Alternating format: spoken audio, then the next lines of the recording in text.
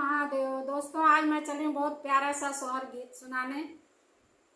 हमारी सासू माँ मुझे बताई थी, मतलब मेरी दादी सासू माँ बताई थी, और वो सोहर गीत हमें बहुत अच्छा लगता है। आप लोगों के बीच में ला रही हूँ।